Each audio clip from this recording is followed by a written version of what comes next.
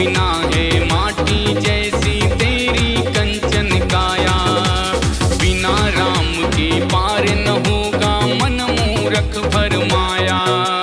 पाप पुण्य की गठरी रखी, पाप पुण्य की गठरी रखी, रति रति तोल। जय जय सिया राम की बोल, जय जय सिया राम की बोल, जय जय सिया राम की बोल, जय जय सिया राम की बोल।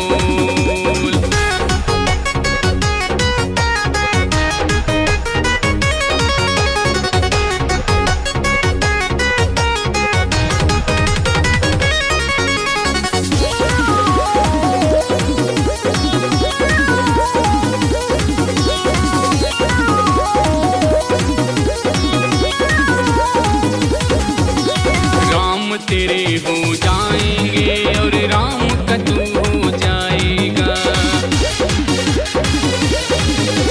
राम तेरे हो जाएंगे और राम का तू हो जाएगा। ओढ़ चुनरिया राम नाम की जीवन पुण्य कमाएगा।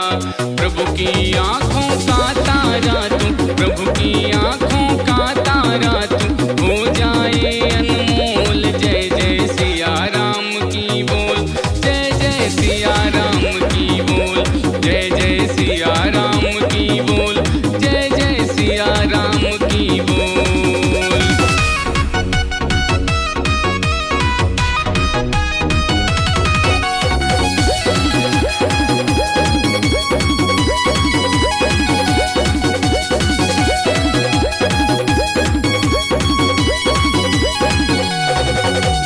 अंत समय प्रभु नाम ही तेरी पार करेगा नैया हो। अंत समय प्रभु नाम ही तेरी पार करेगा नैया हो। जग है झूठा माया झूठी, राम ही एक खेवैया हो।